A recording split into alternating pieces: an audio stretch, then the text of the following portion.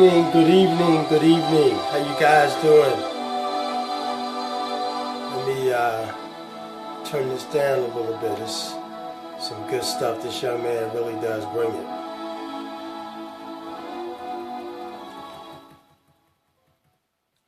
All right. How's everybody this beautiful Monday evening? It was a good day today, wasn't it? Great day. All right. So, hope you are enjoying the music. Here we go, folks. We are going live. All right, so tonight we're going to talk about is your financial house in order? And the reason that this topic came to me was because of my own personal experience with a family member, and also about 5 years ago dealing with a situation with my mother. And the way she had everything set up, it really was a wonderful blessing to all of us, the kids, the rest of the family, in that she had made all the provisions for her transition 15, 20 years earlier. So it really made the whole process one that allowed us to grieve and to mourn without having to really do the work and pull things together and pass the hat and all those things. And so there's another situation that's occurring in my family right now, and I ask that you guys keep us in prayer that it all kind of works out. But I have a family member who is not doing so well, and they have some properties, and there's some other matters that need to be kind of taken care of. But it's kind of right up to the ninth hour, and so it's not always easy to get those things done in an efficient and legal way when there hasn't been some forethought to those things. And so one of the things I wanted to do was just kind of go over that while it's fresh on my mind, and certainly it's very important.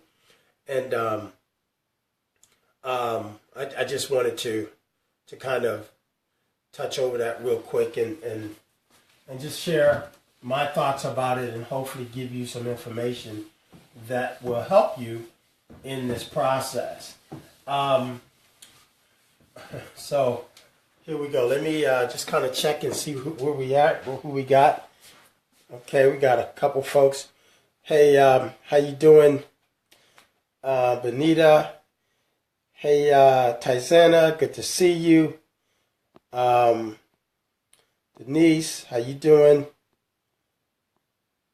Welcome, guys. Welcome. So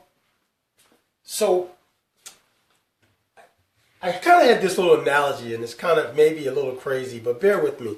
So if you think about when it rains, right? Because I have this idea that everything kind of goes back to its source, right? You think about life, and we come in, and then we live our lives, and then we die, and we go back to the earth, right? Water, if you think about rain and the system of drainage that we have, it all goes back to a larger source. Interestingly enough, our financial system is set up the same way, and it's done in such a passive way, you really kind of miss it. So if you think about it, if you go out and you work and you earn a lot of money, you work really hard, you do all the things to get the education to make the great salaries you want to make. But if you don't make the provisions based on the law, now the law allows you to do this. If you don't make those provisions within the law in a timely manner, and each of these areas that you will need to operate in has its own window or period in which the law allows you to do these things. If you don't do that, then all of your resources will go back to the government or the state. Even if you have heirs.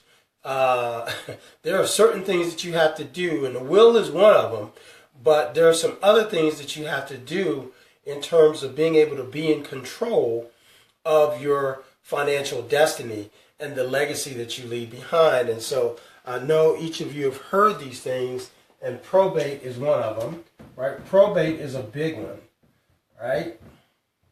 So what probate really endeavors to do is to take all of the assets of an estate and to take control of them to then distribute amongst creditors and heirs in a equal and fair manner, right?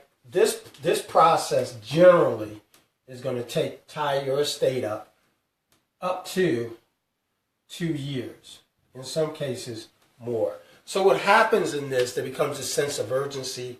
The heirs know that there are assets, and now the clock is ticking, because while there are assets, the state has control of them, and you're not able to reap any of, the benefits of your being in line to get those. Why? Because they're tied up in the court.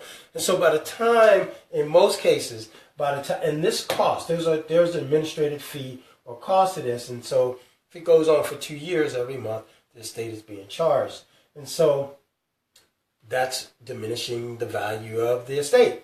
The other part of it is that if there's 2, 3, or more individuals who are getting pretty antsy and they want to get their inheritance, then it becomes difficult now for them to kind of all be in agreement in terms of distribution and what that will look like. And so now what happens is you start to have infighting.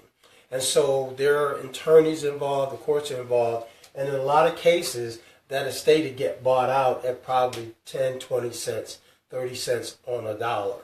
So what I mean by that, if the estate is worth $100,000, someone will come to you and make an offer of say $30,000 or $40,000, and while it's not the full value of the 100, because there's so much infighting going on, oftentimes it's just, folks just want to get the headache off of them and get it over with, and so they succumb to it. And who makes out? Well, the person who buys the estate makes out, because they, after all, purchased something worth $100,000 for, let's just say, $40,000. That's a $60,000 profit. So probate is one of those things, right? And so how do you deal with that? You want to have a will, right? A will kind of gives a directive as to where resources should go, right? You want to have what is called a power of attorney, POAs, right? And POAs they come in the form of medical, right? And legal. So medical and legal matters, right? There are living wills. Let me see here. I'm running out of space, right? Let's see. We'll do, right? So we'll do, you got wills and then you have living wills, right? And these are directives that while you're alive. So there are statutes or limitations in a lot of these things in terms of when you need to have them done. So, for instance, in order to do any kind of a legal document, the person that you're doing the legal document on the behalf of has to be coherent. They have to be able to understand. They need to know who the president is, what the date is, when their birthday is. They'll ask them a number of questions to verify or validate that they're in fact of sound mind, meaning that they're within their mind and they know what they're doing. Because all of these things can be contested, and the strength of the instrument will be dependent upon or based upon the competence or coherence of the individual who has signed those rights over to someone. Folks, let me tell you something. They say, you want to know anything about yourself and the people who are close to you, there are 2 areas of life that you get involved in. And that is politics. You're going to find out all the trash about yourself. Some of the stuff you didn't even know may not even be true. And death. Death brings out some of the worst parts of people, and particularly where there's an estate, where there's something of value. And believe it or not, it doesn't even have to be an astronomical amount in terms of that value. People really do change their stripes when there's something of value on the table. Now, all of us can avoid that. All of us can avoid that. So some of you may be sitting out there saying, well, right now I'm in debt and I don't have any money, and I don't really have anything to leave to anybody anyway. Well, if you're tuned in and if you're interested in moving your life from ordinary to extraordinary, we here at Everyday Wealth Systems are going to help you change that situation. So you no longer going to, so you need to get prepared, get this knowledge for when you do begin to start acquiring. And a lot of people who say that also don't recognize that something as basic as your home is one of those things that can be challenged. It's your home. It's an asset, right? So if something happens, then it will come under the courts. So it doesn't matter whether it's cars, bank accounts, whether it's homes, whether it doesn't matter. If you have anything of value, then those things will come into play. Now, once we help you build this wealth, there's going to be even more, right? So you want to get on board with this stuff. You want to begin to understand that you didn't do all this hard work. You didn't, if you have children, you want to be able to live clean and unencumbered assets or, resources that you work for. Why? So that they don't have to do that same work all over again. And they can benefit from your hard work and your smart directives in terms of your money. So I'll give you an example. I'll use my own self as an example, my own family. My mother passed away. She was 90 or 91. It was in 2011. So she was 90. She was born in 21. So but I remember about 15 to 20 years prior to actually it was about 25 years. My mother was 65. So what is that? 25 years. So yeah, she showed me this little box, and it had all of her papers in it, and she had some stuff in there about her burial insurance and where her plot was and the insurances, and she had all these directives about how she would be buried, her service. My mother even planned right down. She didn't want a viewing or a funeral. She wanted to have a graveside memorial. She wanted that memorial to last no more than 30 minutes. Those were her last wishes. All of it was paid for. The only thing we had to do was to write out the obituary and her program, which we got a lot of help from folks in the family and the funeral home, and it was done. So when the family all came together, we really didn't have to deal with the business. Thanks for the love, guys. Thanks for all the love. I appreciate it so much. We really did not have to deal with all of the business of burial. Let me tell you something. When you've lost someone who means the world to you, and in the case, there are 5 of us who survived, 3 sisters and 2 brothers. 3 brothers and 2 sisters, and a boatload of grandkids and great-grandkids and great-great-grandkids. To be able to sit around and to reflect in the beauty and the love of your loved one, in this case my mom, was just, it was priceless. To not have to worry about, trying to pull together money for the funeral and what she was going to wear, and it was, oh my God, it was one of the nicest experiences that I had to deal with, or my family dealt with, in what was a major loss for us. And it was all because she prepared. She thought ahead.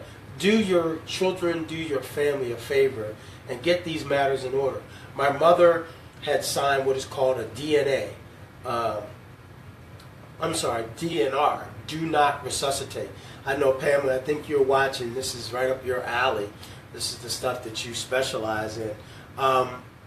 She signed a DNR, which meant all of her decisions about being resuscitated and that sort of thing was all taken care of. So it was clear she didn't want to be put on life support. She didn't want to go through any resuscitation processes or any of that. So these were, it's a lot easier to honor someone's wish when it's clear what that wish is. And so as much as we wanted to keep our mom alive and, Mom, we don't want you to go and we love you, it was our mother's wish. And it was our love for her that allowed us to conform to her wish right to the very end. And so it was a beautiful thing. So now I'm in this situation where I'm talking with one of my family members about it's my brother, who is, got some legal matters that need to be put in place. And she's going, Uncle Larry, what do I do with this? And these are all things that you can do beforehand, before you get right up in the crisis. Because let me share something with you. The state and the government has specific rules about when you can implement these things. And to the state's credit, they do it this way because they want to make sure that there are no improprieties or unfair manipulations taking place with the estate and anyone unfairly, and it's not fairly distributed or dealt with. And so the state comes up with this process of where you have to be premeditated in how you carry out these instructions. And so ninth hour, and there are a lot of things that we're dealing with, bank accounts, the children. You can't make certain decisions without it being unanimous across all the kids. Kids are scattered all over the place and, don't know whether the kid's on record or not. And all these things, there are a lot of questions that come into play. And so it makes the process very difficult. And the other part of it is, which is a big part, is that when there are resources such as in the state houses or property and money and that kind of thing, now what happens is, how do you go about securing those things, right? Does that get put in the estate? What if you were living in the house with the person, right? Are you now going to be displaced? Is your living there based on the likings of the members who are also heirs? So there are a lot of things that you want to think about, or that you have to deal with. And so, for instance, if they're property and the person needs to go into nursing care or long-term care and is paid for by Medicare now guess what? There's such a thing as a spend down. You've got to spend all assets down to $2,500. Let me make that clear to you. So, if you own a home and that home is worth, let's just say, $100,000, right? Home, right? Equals $100,000, right? And because you're getting care from the government or what have you, the government says that you can only possess $2,500 across all of your asset. That's all you can possess is $2,500, right? So in the business, we call this a spend down. So you need to spend down to this amount. That's all you have left. And so in that case, that means, so you think, well, maybe I can give it to my kids or I can sell it. No. If it's within 60 months, there's what we call a 60-month look-back period, right? So, and all this stuff, don't take my word for it. Go and Google it. Learn about this stuff. If you're not going to become a part of everyday wealth systems, then go learn. So it's called a 60-month look back period. Right? Real important. 60 months is 5 years. So if you haven't done this thing 5 years and 1 month prior to needing services, guess what? You're going to have to liquidate everything down to this. You're going to have to liquidate it all back down to that $2,500. Now, that's tragic when you talk about assets that are in someone's estate, but you can't have access to them. In order for them to get care, they've got to basically turn it all over to the government. And so there are ways to protect that. And so when I ask, is your financial house in order, while it's not directly related to everyday wealth and getting out of debt and building wealth, once once you have wealth, once you've acquired, a lot of you listening are homeowners and what have you. Once you have wealth, now the question is, how do you protect it? The two things that I want to teach you about through Everyday Wealth System, two of them. One of them is how to put money to work and make more money with that money with no efforts of your own or minimal efforts of your own. And the second is, how do you protect it so that you can pass it on as a legacy to your kids, right? And so two things that are really, really important in what it is I'm teaching, right? Everyday Wealth Systems really wants to teach you, we want to teach you, right? We want to teach you two things.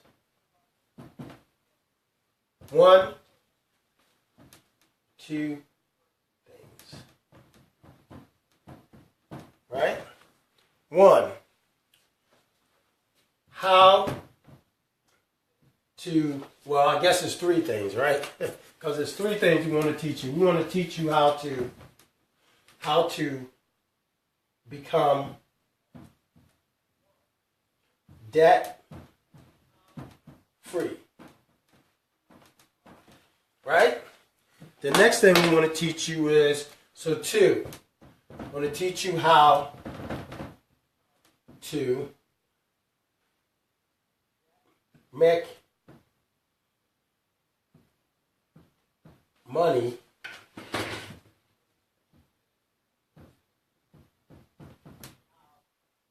with your money. In other words, put your money to work. And three, and I think is just as important as any of them, is how to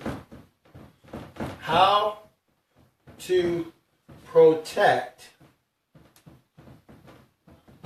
your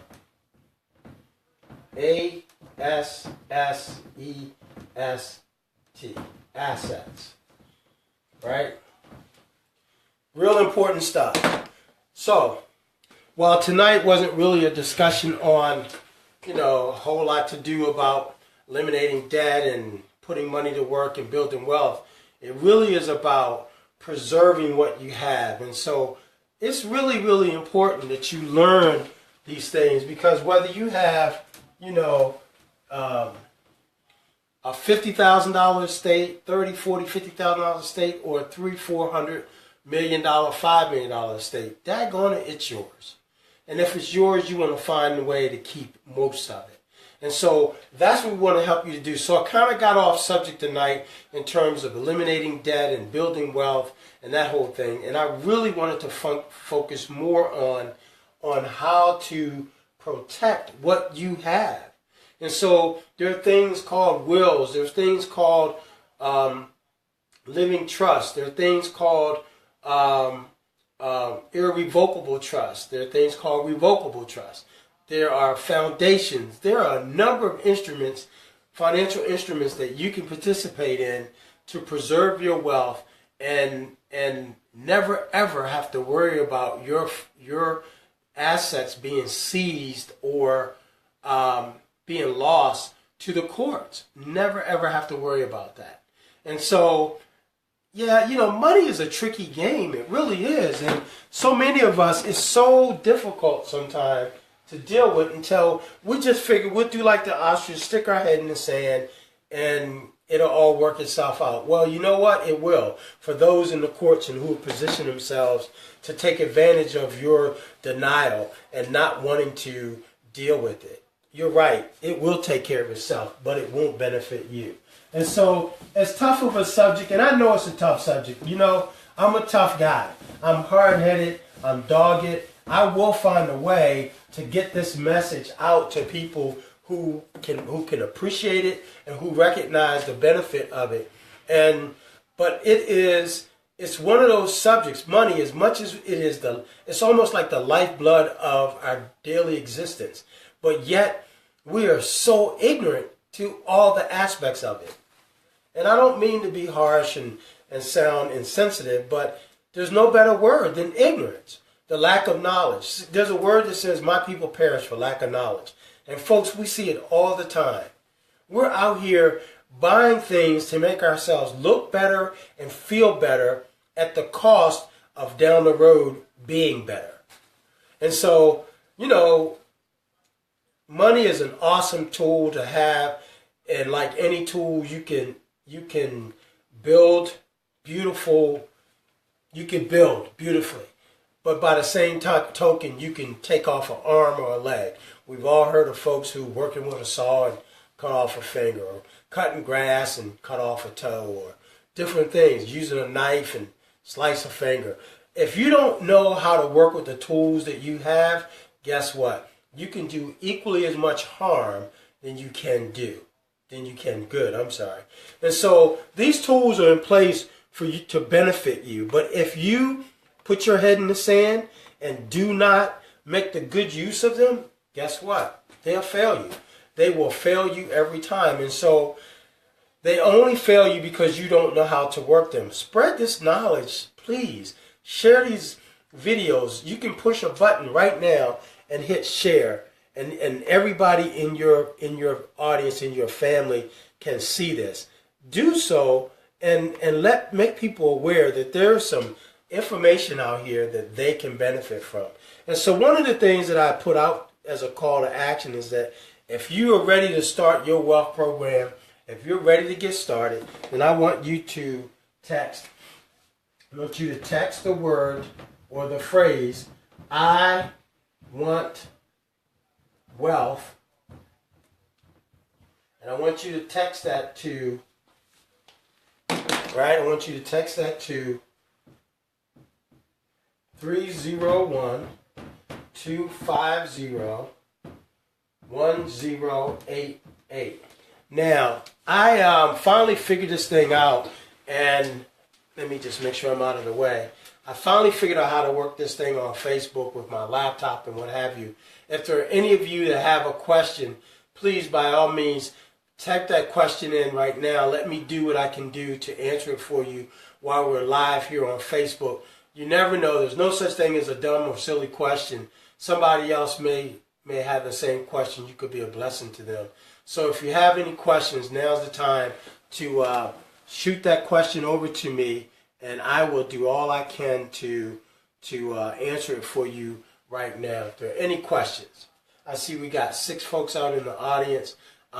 Shoot me your questions, and let me do what I can to help you out. All right? Let's see. Hey, Christina, how you doing? Good seeing you. Benita, how you doing? Good evening. Pamela, hey, what's happening? How's everything down there in Richmond? I see you putting out those posts.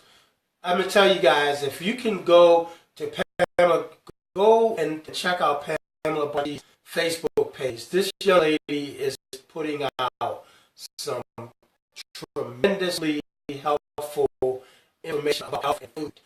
She is a medical practitioner. She works in the hospital. She sees it firsthand. And more importantly, when you go to her page, she looks like what she looks like and lives what she preaches. The sister is slim and trim and fit and healthy and vibrant. Skin is clear.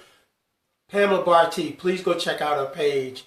I want to do all we can to get folks, not only every day ready as far as wealth is concerned, but if you don't have good health, then what the hell good is wealth, right? You just, not even able to benefit from it. So, Pamela, big shout out to you. Who else is out there?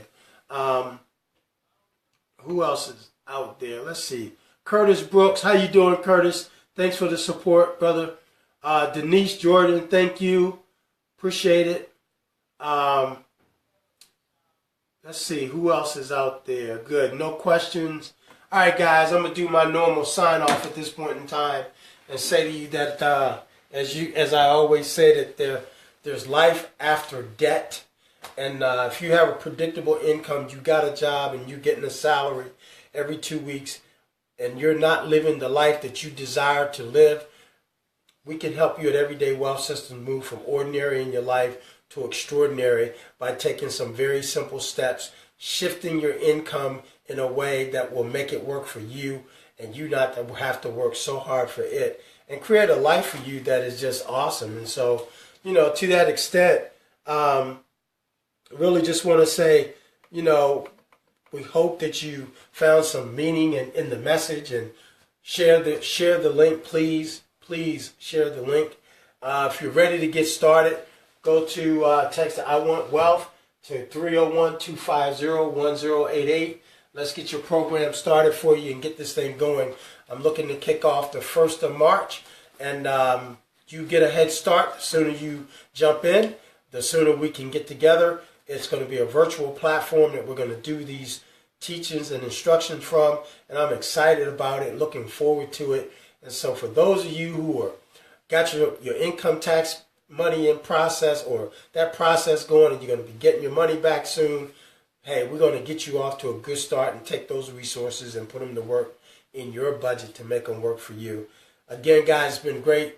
I missed you guys for the last 3 or 4 days. Had an awesome weekend, a wonderful celebration of a woman who is a pioneer and made some powerful things happen in my community of Cambridge, Maryland. Miss Gloria Richardson, now it's Gloria Richardson Dandridge out of New York. And it was an awesome program. It was great. I'm glad I could be a part of it. Having said that, again, good night. God bless, and we'll see you the next time. Good night.